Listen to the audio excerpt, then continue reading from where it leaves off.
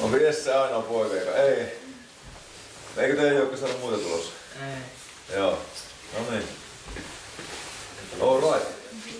Mukava, että tulitte tänne hei. Niin tosiaan tämä juttu, että mistä lähti liikkeelle, niin mä kävin vetämässä P-tyttöille reenejä ja sitten me juteltiin siinä reenien jälkeen, että miten voisi tehdä omalla ajalla reenejä. Ja käytiin vähän läpi teknisiä juttuja, mutta sitten tuli fysiikkapuoli kanssa. Ja mitä voisi fyysisesti tehdä, niin nopeus tuli mieleen ja se on kyllä tärkeä osa-alue jalkapalloilijalle. Niin sen takia mä ajattelin, että pidetään tämmönen pieni tilaisuus, että saadaan sitä nopeudesta vähän niin kuin itselle. Miten sitä tehdään ja miksi. Niin mä voin laittaa tästä kiertämään. Tässä on jokaiselle semmonen oma juttu. Siinä on pikkusen teoria-juttua, sitten siinä on pari reeniesimerkkiä. Eli me käydään niitä reenejä sitten tänään läpi tuolla ulkona tämän alun jälkeen. Siinä eka sivulla tosiaan nopeusharjoittelu. Miksi? No siksi, kun se on tosi tärkeää jalkapallossa esimerkiksi.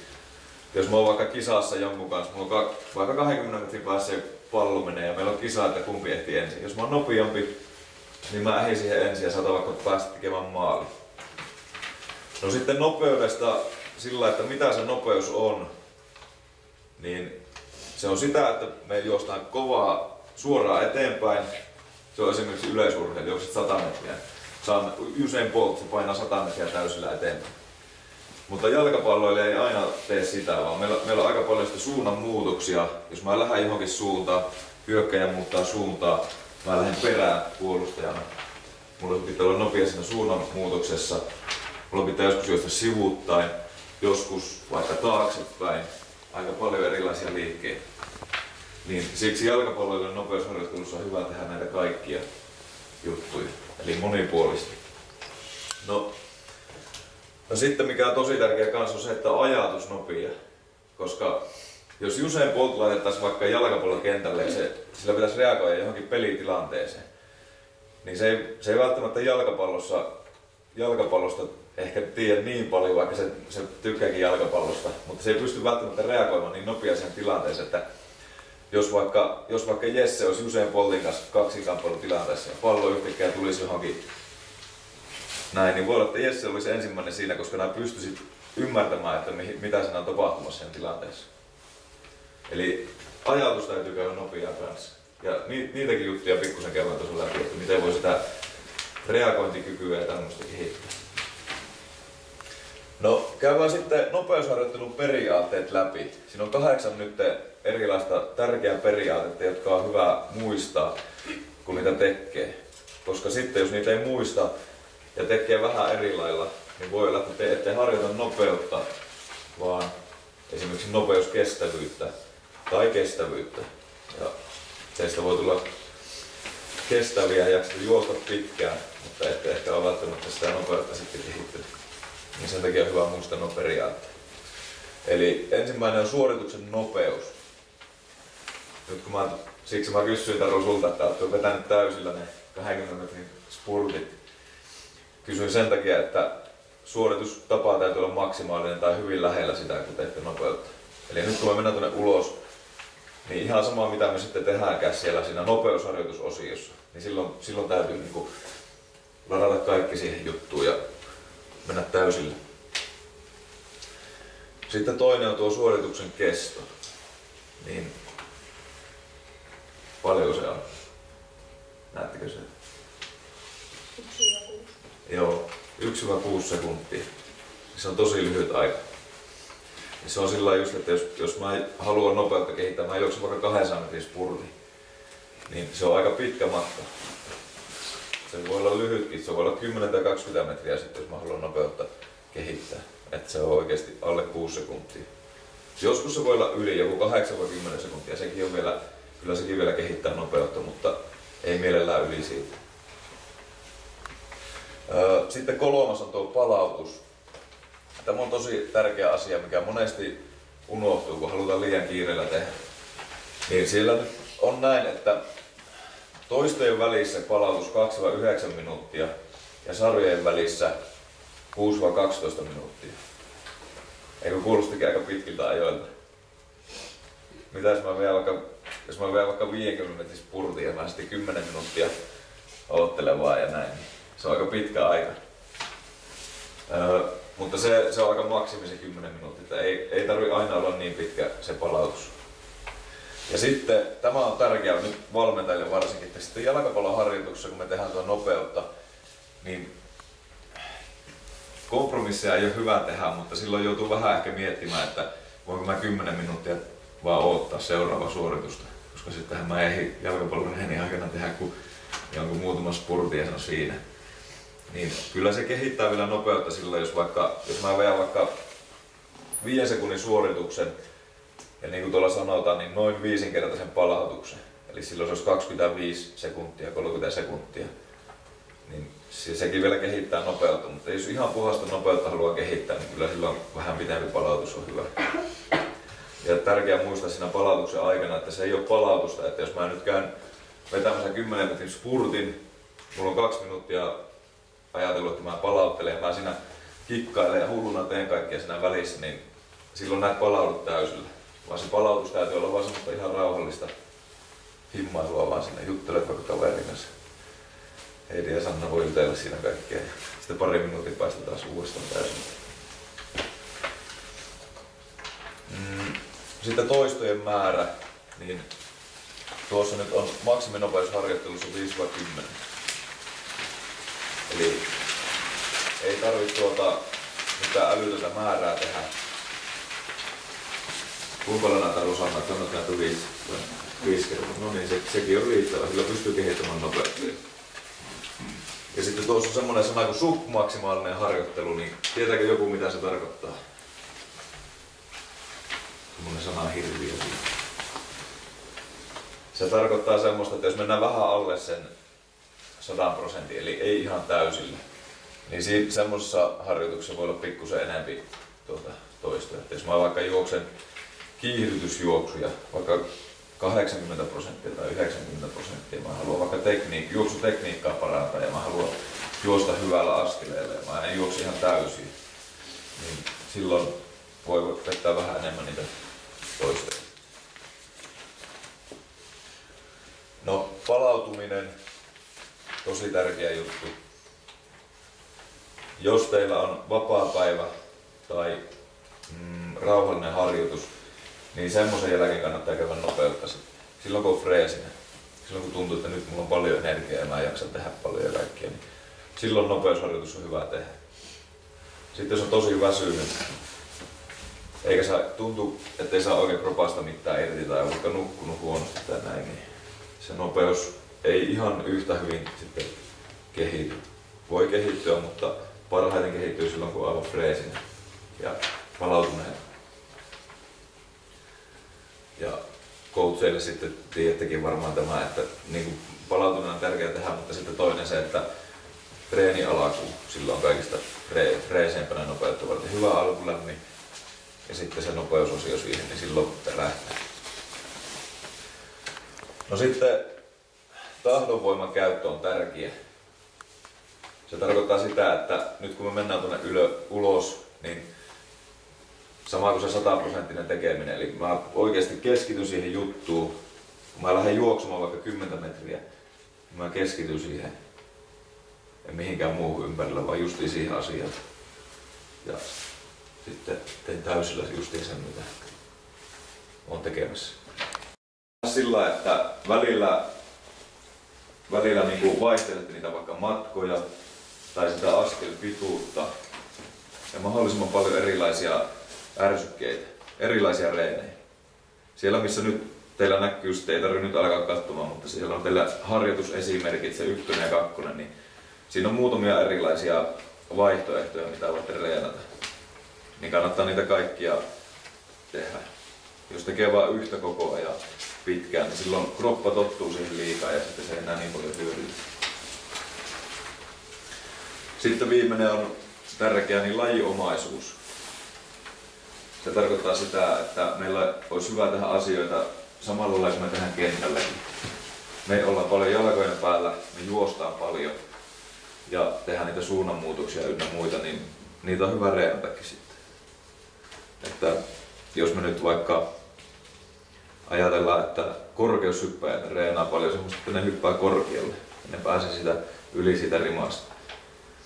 Ja niilläkin on tietynlaiset nopeusharjoitteet ja ponnistusvoimaharjoitteet ynnä muut, niin jos me reenataan samalla lailla, niin voi olla, että me 10 vuoden päästä me päästään tosi korkealla enää pääpallossa. Me voitetaan kaikki pääpallot, mutta sitten kun tulee justiin suunnanmuutoksia, kun meillä pitää vaihtaa suuntaa tai näin, niin jos niitä ei reenattu yhtään, niin välttämättä ei pysty sitä suuntaa sitten vaihtamaan. Eli reenataan sillä lailla, niin kun pelataan, niin tehdään samoja liikkeitä. Olisiko tästä kysyttävää? Mulla on semmoinen kysymys, että miten sä näet tämmönen nopeutusharjoittelu, tämmöiset niin hyppy- ja loikkaharjoitteet, niin sitten kun ajattelet näitä, että nämä on tämän ikäisiä, että jotenkin mä oon niin saanut sen käsityksen, että ei niin oikeastaan tämän ikäisenä ehkä vielä, kovin aika voimakkaasti. Onko sulla siihen joku? No kyllä se on ihan hyvä sillä, että ei liikaa kannata tehdä, koska silloin kun kasvu iässä ja näin, niin tosi paljon rasittavia hyppyjä noita, niin silloin voi pikkuhiljaa alkaa tuntumaan kropassa ja tulee rasitusvammoja. Mutta kyllä se on hyvä jonkun verran tehdä, koska kroppa täytyy totuttaa siihen.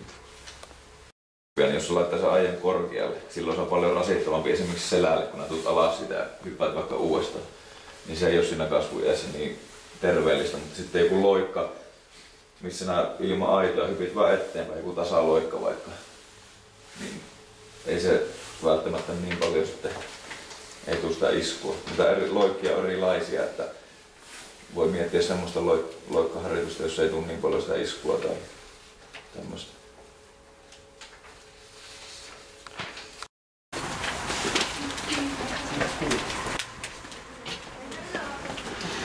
Loput voi jättää vaikka tähän, että voit täältä hakea.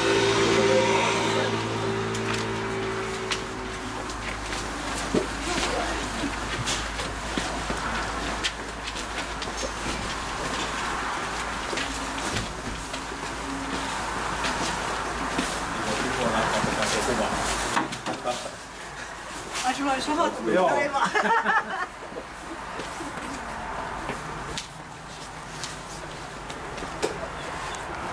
Ensimmäinen tuo valkoinen viiva, niin sitten vaan hölkkää se sitten takas. Ihan sormiset.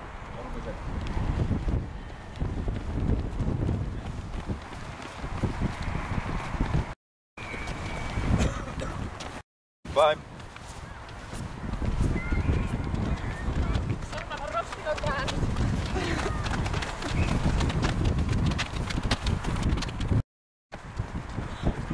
Ja taaksepäin.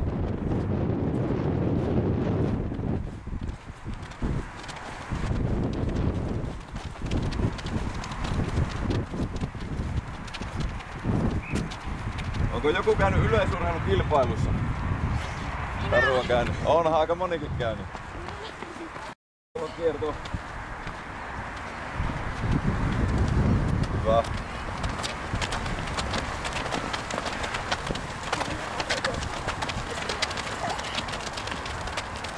Vähän löykkä takaisin. Eli alavartalo vaan kiertää, ylävartalo periaatteessa eteenpäin koko ajan.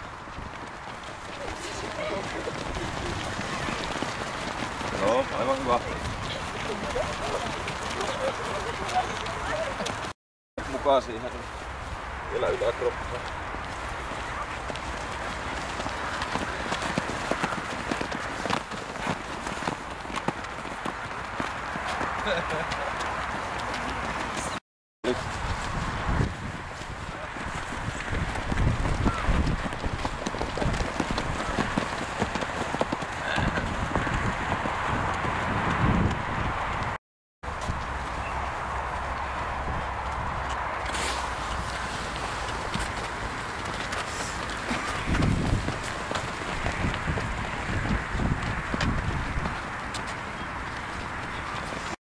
Toinen puoli.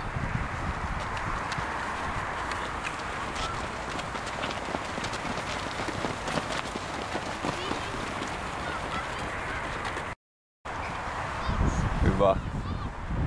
Sitten jatketaan kropan aktivointiliikkeellä, eli askelkyky, kävely ja kädet ylös. Oli tuttu vissiin monelle. Askel eteen. Ihan pieni kurotus tuonne taivasta kohti, mutta ei iso. 6 askelta.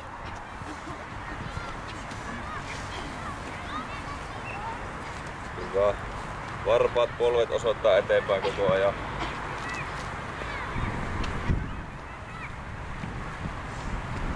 Kädet voi aina laskea siinä välissä ja sitten uudestaan mennä yli.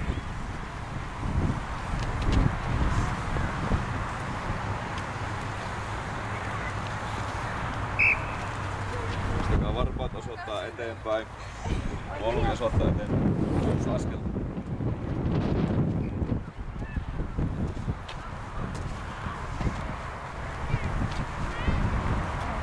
Hyvä.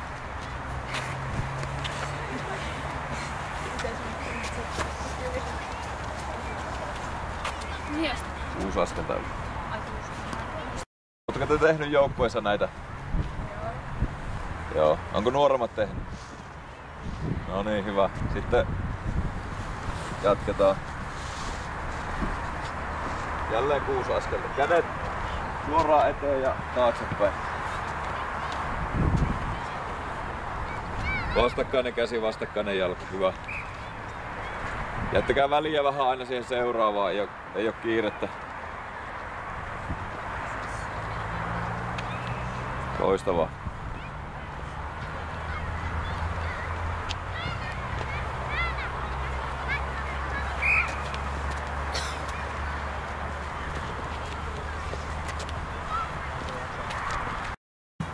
Askel.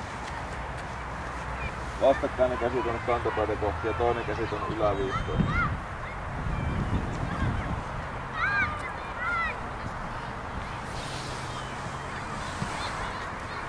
Tää lähtee tekemään. Taas 6 rauhallista, ei oo mihinkään kiire.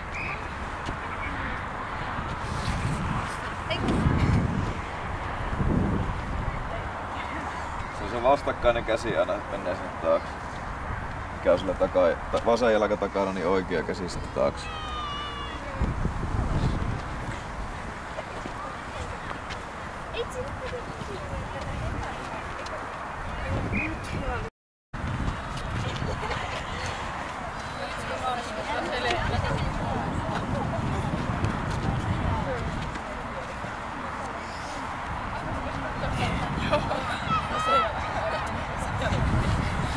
Hyvä.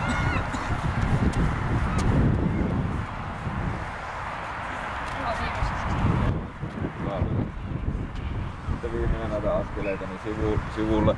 Tässäkin taas varpat ja polvet eteenpäin. Paino tänne toiselle jalalle ja käsi taivasta kohti. Sieltä ylös ja sama juttu. Tehdään 6 per puoli tätä.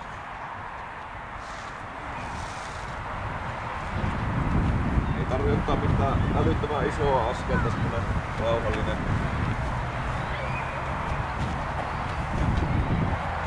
Se takajalka sitten suorana siellä vahvana.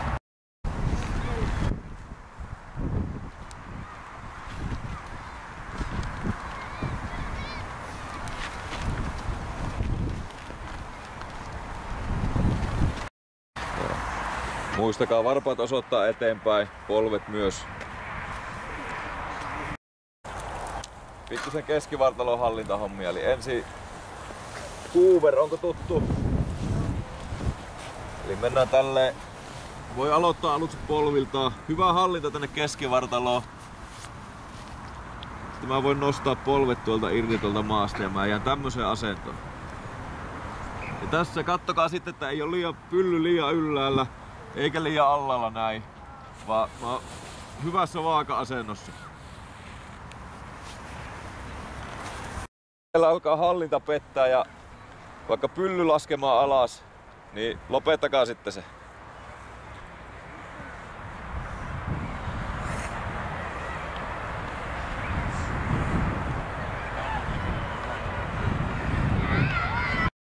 Noin puoli minuuttia - minuuttia hyvä aika tässä alkuvaiheessa reeniä.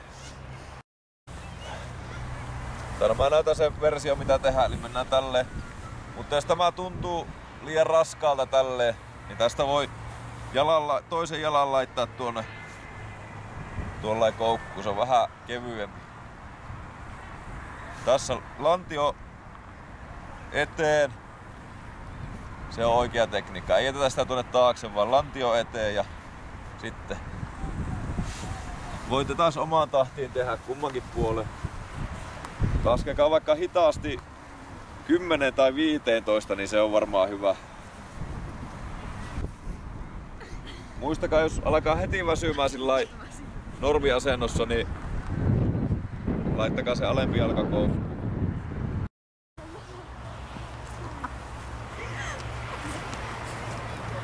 Nosta vähän ylös. Joo, hyvä. Sitten jos alkaa väsymään, niin lopettaa vaan. Aktivointijuttuja sitten jatketaan. Eli semmonen liike, kun aloitetaan tämmöisestä asennosta. Näette tuo minun toinen jalka tuolla vähän taaempana. Periaatteessa niin kuin olisin potkasemassa vähän tuolla takana.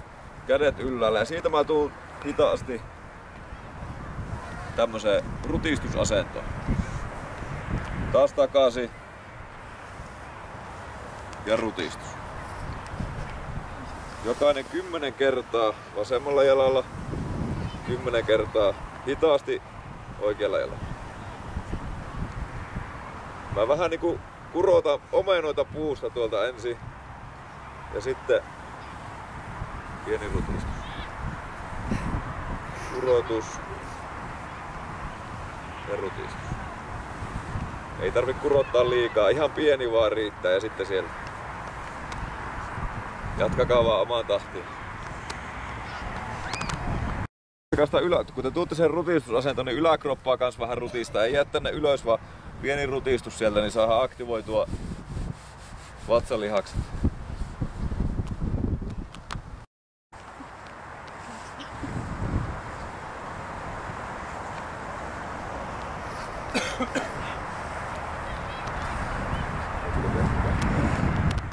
Siirrytään nyt koordinaatio-osuuteen, eli juoksu nopeutta on sekin, että sulla on hyvä koordinaatio. Että nää saat esimerkiksi polve ylös ja se pyörii se jalka siellä. Tulee niinku pyörivä askel.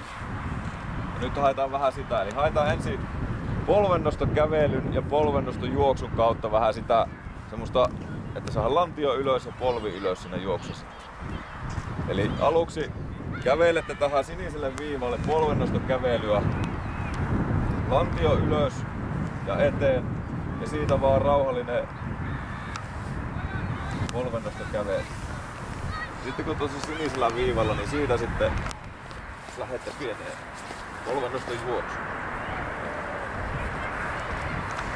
Mennään sen juoksu vaan tänne keltaisille, jos missä on tuo keltainen ykkönen, niin siihen asti. Okei. Ja ihan rauhassa ensin kävely.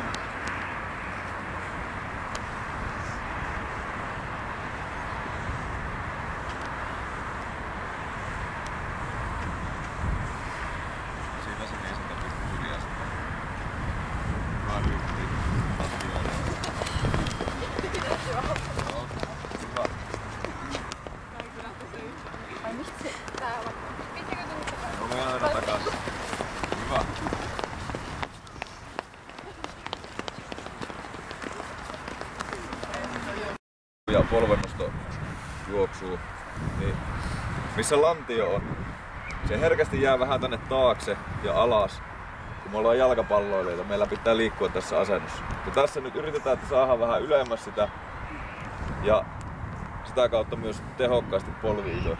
Ja kun te lähdette siihen juoksuun, niin miettikää nyt sitä lantiota, että se ei ole täällä, vaan se olisi täällä.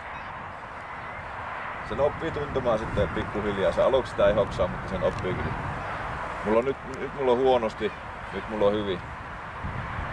Niin tällä hyvässä ryhdissä. Sama homma, taas kävely ensin ja sitten juoksu. Ihan rauhallisesti, siinä voi vähän aikaa pitääkin.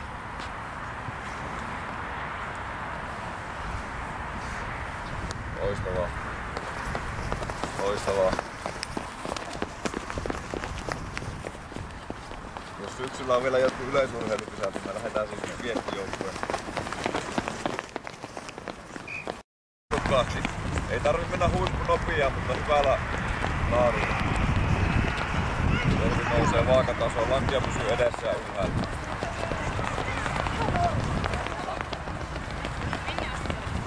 Valkoiselle viivalle. Yes.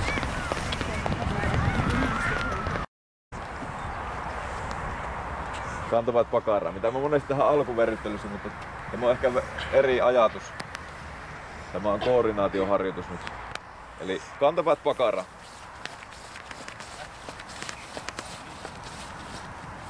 Valkoiselle viivalle. Saa mennä.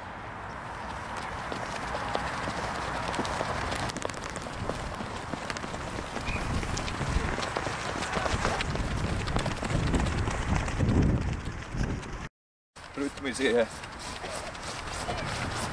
Ja mennä.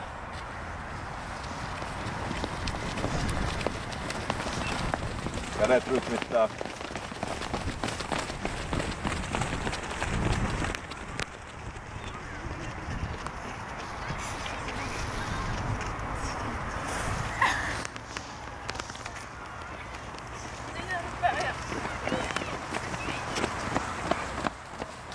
Anna, onko kylmä vai lämmin? Sama juttu. Kantava pakara.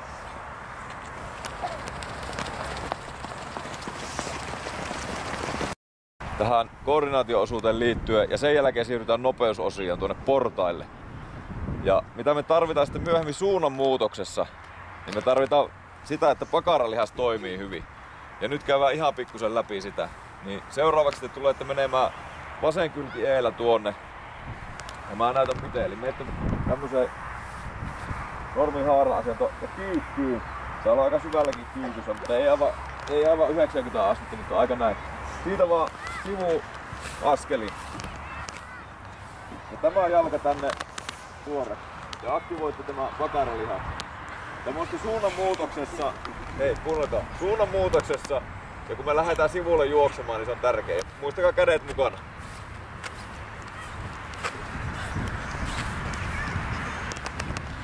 Katsotaan mitä näyttää. No niin. Kyykyssä vaan. Saa olla reilusti kyykyssä.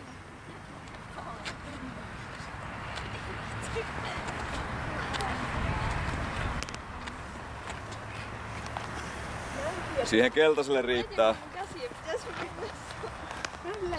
Siitä kävelypalautus takaisin. Sinne kyykkyy ja sieltä sitten se liike. Se on oikeesti aktivoitu, se pitäisi tuntua täällä pakarassa. Matalana koko ajan, ei mennä näin. Matala. Näin. Okei. Toinen puoli sitten, toinen kylki.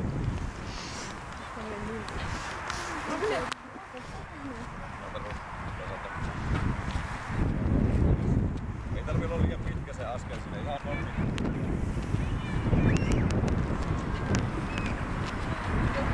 Matalalla.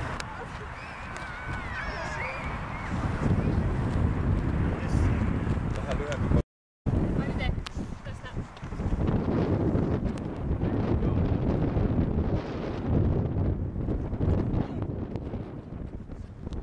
Tuntuuko helpommalta nyt? Okei, mennään vielä kerran se vasen kylki ja sitten oikea kylki ja matalalla. Matalalla mennään. Okei. Yrittäkää aktivoida se.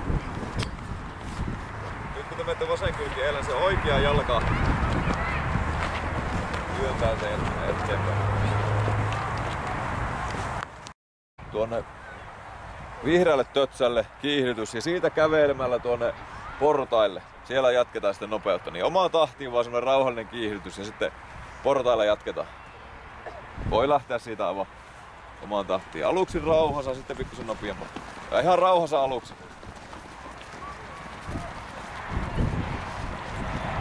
Mennään tuonne portaille jatkamaan sitten. Niin. Okei, nyt alkaa se itse nopeusosio. Eli me aloitetaan porrasjuoksulla, mikä on tosi hyvä kehittämään nopeutta. Sekä askeltiheyttä että askelpituutta myös sitten kun mennään vähän harvempia portaita. Me aloitetaan ensin, mennään joka portaalle, sitten mennään joka toiselle. Lopuksi voisi mennä joka kolmannelle ja se tarkoittaa sitten periaatteessa näiden päältä vaihtamista. Mutta ei tehdä sitä nyt, että me ehditään myöhemmin tehdä sitten tuolla muitakin reenejä. Mennään vaan jokaiselle joka toiselle. Eli nyt alkaa se juttu. Yritetään pitää semmoset sopivat palautukset, ettei meille tullut liian kylmä. Ja homma on yksinkertainen. Mä lähden tästä vaan täysiä joka portaalle tuonne päähän. Mä näytän mallin esimerkkiä, niin teette perässä sitten kun mä tuun takaisin.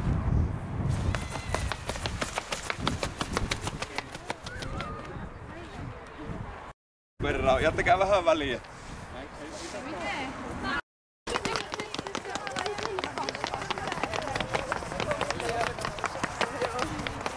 Ja jokaiselle kädet rytmittää.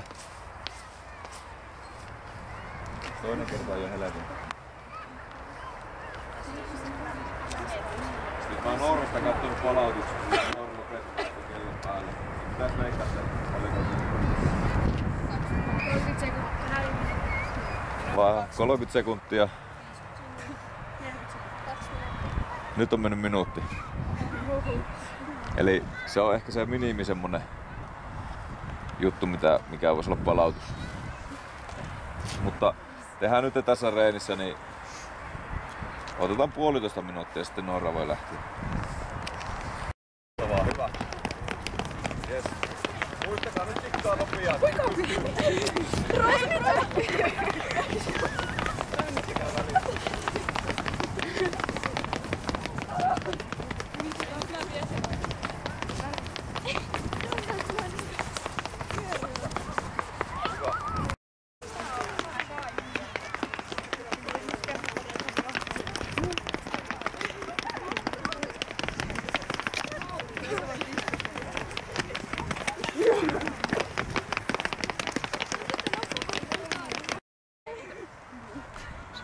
Sanna heitti 7. 5, 11. 9. Mä kattoin kun tuo Lotta meni, siitä mä kattoin, niin Lotalla meni joku 5,5-6 sekuntia. Eli siinä 6 sekunnin kieppeillä kaikilla varmaankin oli. Se on aika hyvä. Eli joka toiselle. Ja tehkää se ensimmäinen nyt kun tehdään, niin tehdään ihan rauhallisesti sillai. Haetaan se tuntumaan, koska joka toiselle on vähän vaikeampi. Mä voin näyttää siitä malliesimerkin. Niin. Siinä voi herkästi mennä jossain vaiheessa sekaisin, mutta sitten kun sitä oppii tekemään, niin se löytyy kyllä sillä automaattisesti. Niin sama juttu, mutta joka toiselle.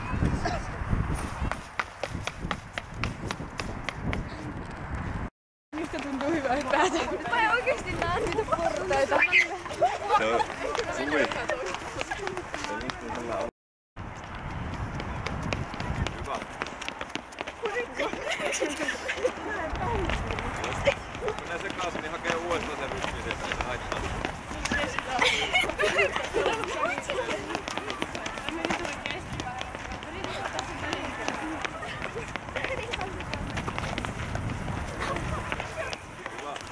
Mutta jos te käytte yksin reenaamassa tai sitten reeneissä, niin totta kai ne voi yhdistää vaikka maalintekoon tai johonkin tuommoiseen sen nopeusosiin. Se voi olla aivan pallon kanssa. Vaikka maalinteko, pallo laitetaan johonkin ja viet nopean spurtietet maaliin. Ja nyt tehdään täällä. Jos yksin käytte, niin voitte kans yhdistellä. Miltä tuo tuntui tuo porrasjuoksu? Oliko hankala? Ei liian hankala ainakaan. Joo. Hei, mennään sitten tuonne ketteryysosioon. Muistatte, jalkapallo ei tarvii ketteryyttä, niin mennään tuonne punaiselle tötselle, mikä on tässä lähimpänä, niin siihen jonoon. Kyykysä niitä juttuja. Niin nyt me tarvitaan sitä, koska nyt tulee suunnanmuutosta monesti. Niin mä näytän mallisuorituksen, ja te voitte lähteä tekemään. Muistakaa kun teette, niin tehkää täysillä. Täysillä aina. Eli lähtee näin. Kosketus vasemmalla kädellä. Vasemmalla kädellä. Vasemmalla ja sitten mä juoksen tästä täysillä ohi. Sitten kun mä oon ohi, niin seuraava lähtee. Kaikki täysillä. Hyvä. Ei se haittaa mitään. Koske. Oli nopeaa.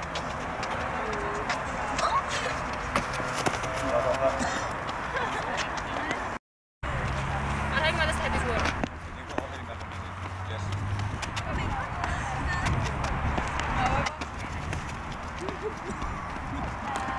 Katte, mä näytän 2 eri vaihtoehtoa. Menora vähän kauemmas, mä tuun tästä. 2 eri vaihtoehtoa, kumpi olisi ehkä nopeampi. Jos mä tuun tämmöisellä pitkällä askeleella ja juoksen tällä ympäri täältä. Vai? Että mä tuun pitkällä tai nopeasti juokseen ja sitten ihan lopussa nopeat lyhyet askeleet tästä vaihan suuntaa. Noin.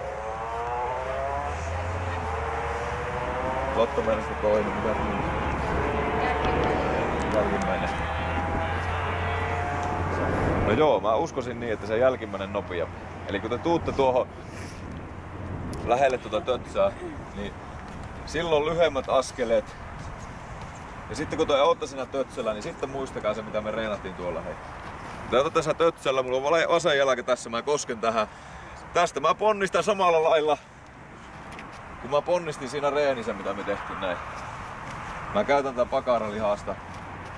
Tuun tuohon tötsälle ja sitten tuosta äkäinen ponnistus. Tehdään toinen kerta vielä. Vähän nopeampaa vielä. Hyvä.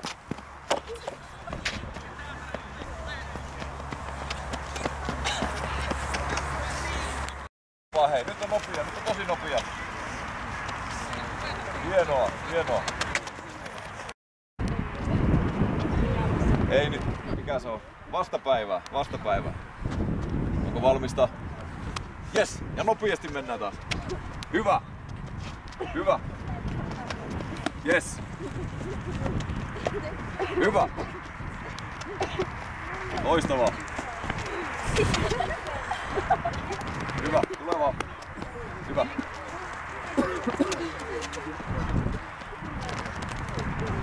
Hyvä.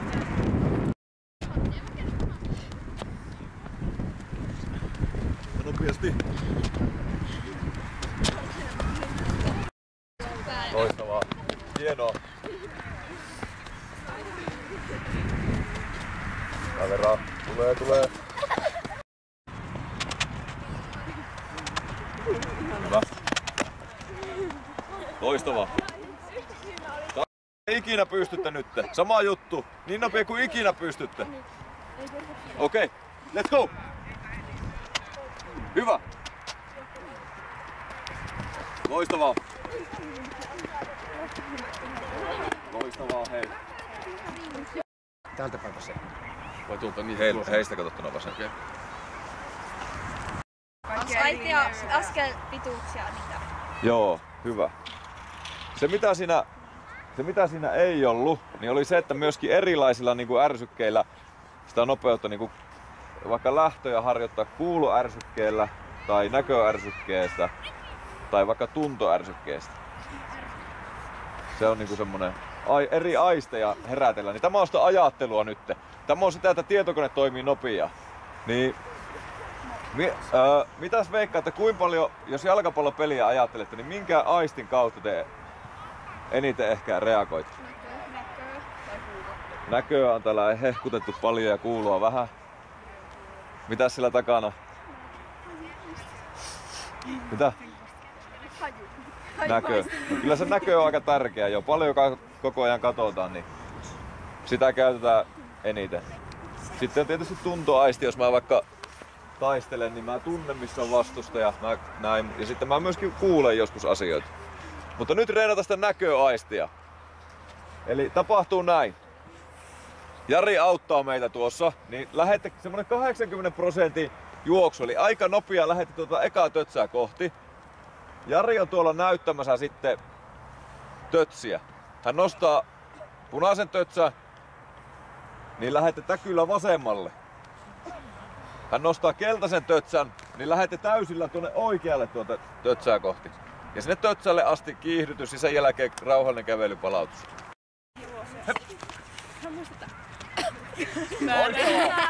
Väärä. Ai punainen on vasen. Joo. Meni. No se on oranssi. Tää on punainen. Saanko mä lähteä? Jos se näyttää punaista. En tiedä. Loistavaa, loistavaa.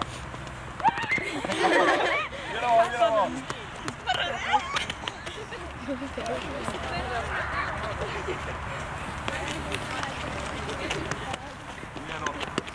Hieno reagointi. Hyvä.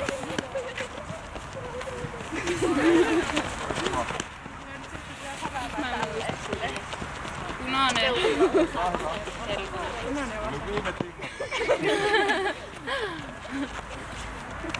Hyvä. En mä muista. Keltainen vai punainen? Punainen vasen. Ai, pitikö sun näyttää? Juokse.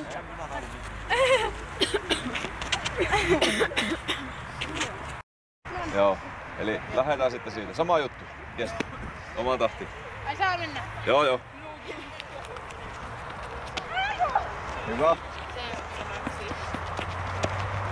Joo. Hienoa. Loistavaa.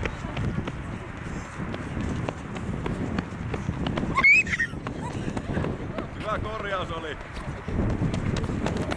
Hieno. Loistavaa. Nää sitä! Hyvä. Mene. Yes. Loistavaa. Hyvä oli. Hyvä.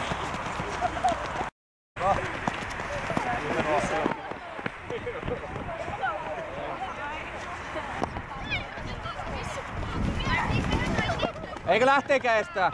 Lähtee käestä.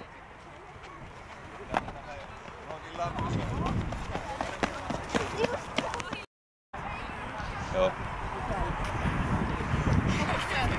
Tehdään nyt rauhallinen loppu. Ja ootteko te vielä juosta? Joo.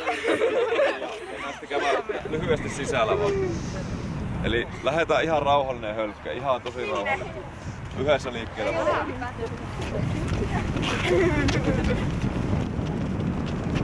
Sen verran, että jos te haluatte sitä kehittää, niin ja nyt jos te alatte tekemään tämmöisiä nopeusreenejä, niin ei ole sillä, että te olette viikon päästä tai kuukauden päästä tosi paljon nopeampia, vaan siinä menee kyllä aikaa. Eikä kannata hättäillä, se pikkuhiljaa tulee sieltä kyllä. Ja te muutatte tai tuutte nopeammaksi, kun haluatte sitä reenata vaan. Kiitoksia tosiaan, siinä kaikilla on ne laput, niin siellä on nämä reenit, mitä me on nyt tehty. Siellä on harjoitusesimerkki 1 ja harjoitusesimerkki 2. Niin siellä on semmoisia juttuja, mitä te voitte tehdä. Nopeuteen on paljon muutakin, ne on semmoisia esimerkkejä. Mutta on jotakin, että jos te hoksitte, että nyt mä haluan mennä nopeusreeniin vetämään, niin siellä on ainakin esimerkki. Kiitoksia teille oikein paljon ja hyvää syksyn jatkoa kaikille. Kiitos.